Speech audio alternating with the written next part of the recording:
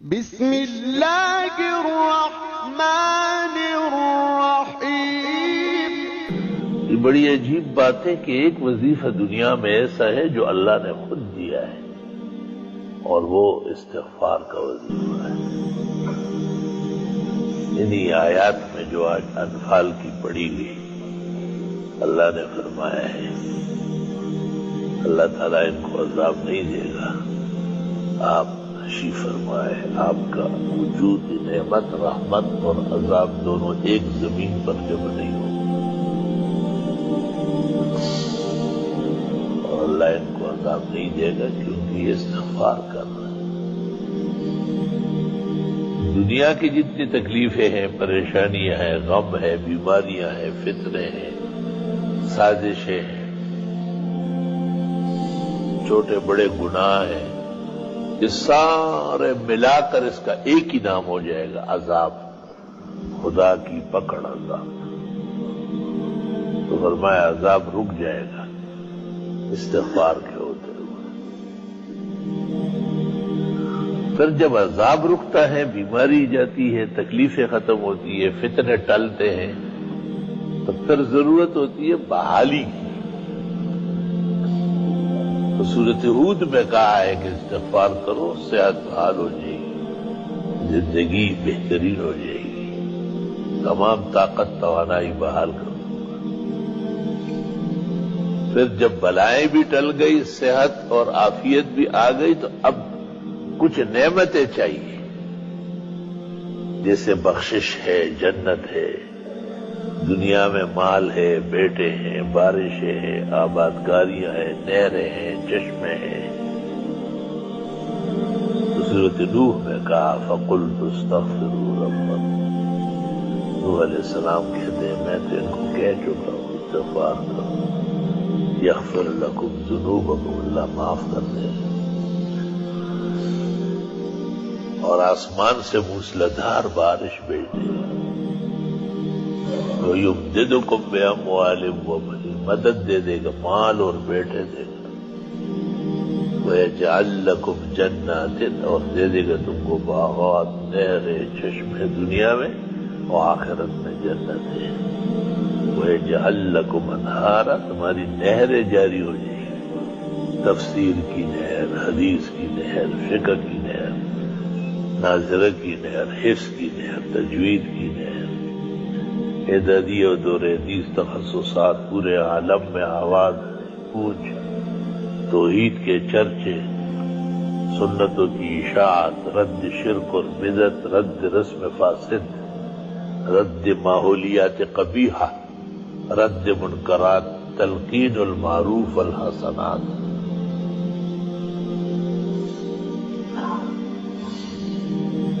گویا جتنی خوشیاں نعمتیں ہمیں چاہیے اور ہمیں علم نہیں ہے، اللہ نے اپنے علم سے اس کا ذکر کیا اور سارے ذکر کیے، اور فرمایا استغفار کرو۔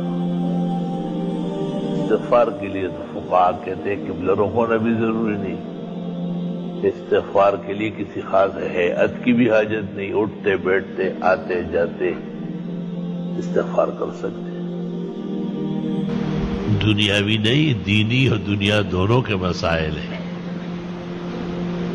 سورۃ انفال میں اللہ نے فرمایا ہے کہ استغفار سے عذاب رکتا ہے۔ سورۃ ہود میں فرمایا ہے کہ طاقت تمہاری بڑھ جائے گی، استغفار کرتے رہو۔ سورہ نوح میں فرمایا انہ کان غفارا، استغفار سے اللہ گناہ بخش دے گا۔ یرسل السماء علیکم مدرارا، باران رحمت موسلادھار برسے گا۔ وَيُمْدِدُكُمْ بِأَمْوَالٍ وَبَنِينَ، مدد کر دے گا تمہاری، مال اور بیٹے دے گا۔ سید الاستغفار یہ تو بہت ہی اعلیٰ و عرفہ ہے، جس کو سید الرسل والنبیین، سید الاولیاء والمتقین، سید الغرر المحجلین، سید الشفعاء یوم الدین، نبی کریم صلی اللہ علیہ وسلم نے سید الاستغفار فرمایا وہ تو بہت ہی اعلیٰ اور فا ہے، لیکن وہ طویل ہے. صرف اتنا کہنا بھی کافی ہے، استغفر اللہ استغفر اللہ. امام ترمذی نے اوزائی سے نقل کیا استغفر اللہ ربی. امام بخاری فرماتے استغفر اللہ واتوب الیہ. حافظ ابن حجر فرماتے سب سے بہترین استغفر اللہ ربی من کل ذنب واتوب الیہ. اور استغفر اللہ العظیم الذی لا الہ الا هو الحی القیوم واتوب الیہ.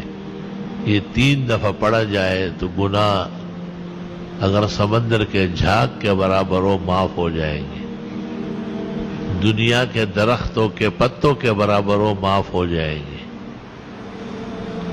دنیا کے دنوں کی تعداد میں ہو معاف ہو جائیں گے.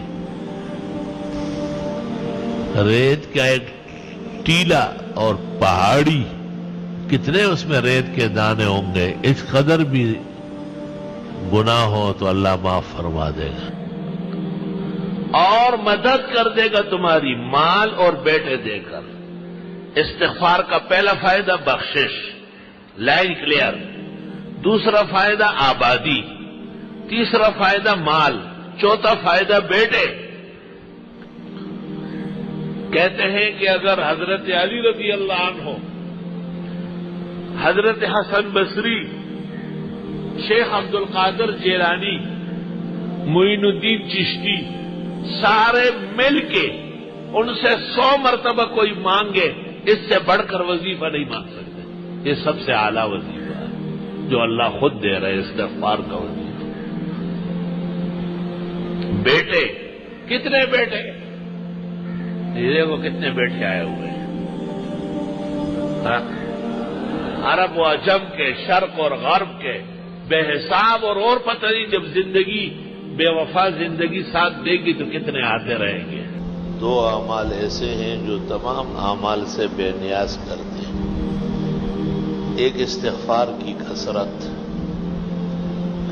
استغفار سے بلائے، آفات، سازشیں، تکالیف، مصائب، شدائد، پریشانیاں، غم ہم سب ختم ہو جائیں. سورہ انفال. استغفار کی کثرت سے طاقت، توانائی، صحت، شباب، گزرے ہوئے اوقات، صلاح الاعمال، ان کی توفیق بحال ہو جائے گی. سورہ ہود. جتنی نعمتیں چاہیے، مال و اولاد، بیٹے اور خزانے، نہریں اور باغات، جنتیں اور چشمے، استغفار ہی سے ملیں گے. سورہ نوح. جو کثرت سے استغفار کرے گا اللہ اس کی پریشانی دور کرے گا، اللہ اس کو ہمیشہ تنگی سے نکالے گا، ایسا رزق دے گا کبھی سوچا بھی نہیں ہوگا. ابو داؤد عن ابن عباس، حدیث مرفوع متصل اصح الاسانید. استغفار کی کثرت اور لزوم دونوں ضروری ہے. من اکثر الاستغفار ومن لزم الاستغفار. ایک تو قلت فائدہ مند نہیں ہے، کثرت چاہیے. طلبہ نے پوچھا کہ کثرت اور قلت کا کیا فرق ہے؟ بہت سارے تجربات کے بعد پتہ چلا کہ 1200 تک کم از کم ہونا چاہیے یومیہ،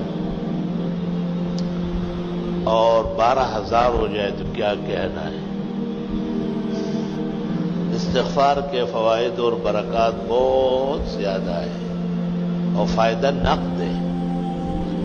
نسائی کی ایک روایت میں ہے کہ جو استغفار کا عادی ہو اور اس کے اعمال میں استغفار کی کثرت ہے، لزوم ہے، فانتحسلا، کبھی ہتھیار اٹھانے کی نوبت نہیں آئے گی، اور فانتحسلا، کبھی اس کے خلاف ہتھیار نہیں اٹھے گا، مؤثر نہیں. اس سے بڑھ کر زبردست حفاظتی حصار اور کیا ہو. استغفار کے لیے طویل آداب بھی نہیں ہے کہ ضرور ضروری نہیں ہے. ذکر ہے، ذکر ہر حال میں جائز ہے، جنابت میں بھی، حیض میں بھی، نفاس میں بھی، بے وضوئی میں بھی. ہاں دل چاہتا ہے اور افضل ہے آدمی پاک صاف ہو. لیکن حائضہ کو، نفسا کو، جنبی کو علماء امت نے اذکار سے منع نہیں فرمایا ہے۔ وہ اللہ کا نام لے سکتے ہیں، استغفار ذکر الہی، یعنی اٹھتے بیٹھتے آتے جاتے ہر حال میں استغفار جائے۔ لا الہ الا اللہ استغفر اللہ واتوب۔ پیرانی پیر شیخ عبد القادر جیلانی نے ایک موقع پر لکھا ہے کہ جن کو استغفار کا پتہ ہے اور پھر وہ پریشان ہوتا ہے، فرمایا بہت بڑا کذاب اور جھوٹا ہے۔ یہ تو خدا کا فیصلہ ہے کہ آپ استغفار کریں، میں پریشانیاں دور کروں۔ اب یہ کہ ہمیں محبت چاہیے، آرام چاہیے، عزت چاہیے، حلال دولت چاہیے، وقار چاہیے، حفاظت چاہیے، خدا تیری نصرت چاہیے، بندوں کے ہر شر فساد سے بچت چاہیے۔ اس کا ذکر اللہ نے سورۃ نوح میں کیا ہے 29ویں پارے میں کہ یہ بھی استغفار سے ہو، لے سارا کام استغفار سے ہو۔ یہ پڑھا کرو، جتنے استغفار آپ کو یاد ہے بہت زیادہ پڑھو، کم پڑھنے سے نہیں کام چلے گا، کیونکہ دنیا کی تمام تکلیفیں، رنج اور غم، صدمہ اور مصیبت، فتنہ اور پریشانی سورۃ انفال میں ہے، استغفار سے ختم ہو جائے گا۔ استغفار ہمیں کرنا چاہیے۔ اب ایک آدمی استغفار کر رہا ہے اور وہ فائدہ محسوس نہیں کرتا تو قرآن تو سچا ہے، ہمارا ایمان ہے، اس میں کوئی کمی ہے؟ وہ عورت نے وہ چاند دیکھا ایسا چاند کی طرح، تو انگلی کے ساتھ کوئی چیز لگی تھی نامناسب، کہنے لگی چاند تو بہت اچھے لیکن بدبو آ رہی۔ بدبو تو آپ میں ہے، چاند میں تھوڑا ہی ہے۔ اب اپنے آپ کو اس معیار پر لانا ہے کہ ہمیں استغفار سے وہ فائدہ پہنچے جو اللہ تعالیٰ نے سورۃ انفال میں بیان کیا ہے۔ وما كان الله ليعذبهم وانت فيهم وما كان الله معذبهم وهم يستغفرون۔ جتنی خوشیاں چاہیے، جتنے آرام اور راحت چاہیے، جتنی عزت چاہیے، اللہ تعالیٰ سورۃ نوح میں فرماتے ہیں فَقُلْتُ اسْتَغْفِرُوا رَبَّكُمْ، استغفار کرو، وہ مل جائے، سب عطا ہو جائے۔ ہمیں بھی دعاؤں میں یاد رکھو، دینی مدرسوں کو بھی، طلباء کو بھی، اور یہ موجودہ پریشانیوں کو بھی، اور استغفار کی کثرت کرو۔ ایک ایسی نیکی اور ایسا عمل جو نبی کے برابر ہو یا نبی جیسی رحمتیں مل جائے، قرآن کی اس آیت میں ہے جو میں نے پڑھی کہ وہ استغفار کا عمل، یا تو نبی کی وجہ سے بچتے ہو یا استغفار سے بچت، خوب استغفار کیا کرو۔ بعض راتیں مناؤ، باقاعدہ بعض اوقات منا لو کہ بھئی میں سحری میں اٹھوں گا اور سورج نکلنے تک استغفار کروں گا، اور میں جمعے کی نماز کے لیے 2 گھنٹے پہلے آؤں گا، سورۃ کاف پڑھوں گا، 100 مرتبہ درود ابراہیمی پڑھوں گا، بس پھر جمعے تک استغفار کروں۔ جمعے میں اتنا ٹائم نہیں ہے، چلو عصر سے مغرب صحیح ہے، مغرب سے عشاء تک کچھ تو ادھر کنڈے زویا سوخو بویا، کچھ تو کرے آپ، اپنے آپ کو ذرا قیمتی بنائے۔ اور 5 سے لے کے 10 دن میں 10,000 مرتبہ استغفر اللہ ربی من کل ذنب واتوب الیہ، استغفر اللہ الذی لا الہ الا ہو الحی القیوم واتوب الیہ۔ پھر 35 دنوں کے اندر 75,000 مرتبہ، اور پھر 40 دن کے اندر 1,00,000۔ کوئی دعا ایسی کائنات کی نہیں جو قبول نہ ہو، خاص کر رزق کی تنگی، مالی تنگی، سب کے سب چھٹ جائیں گے۔ دوسرا کام استغفار کا ہے مرادیں پوری ہونا، دعائیں قبول ہونا۔ پیسوں کے لیے آپ استغفار کی کثرت کریں۔ جو شخص کہتے ہیں مجھے پیسے ملنے چاہیے، استغفار کی کثرت کریں۔ یہ گپ شپ کی جگہ نہیں، یہ حقیقت کی جگہ ہے۔ ہم سارے ادارے 10 ادارے کروڑوں کے اسی استغفار سے چلا دیں۔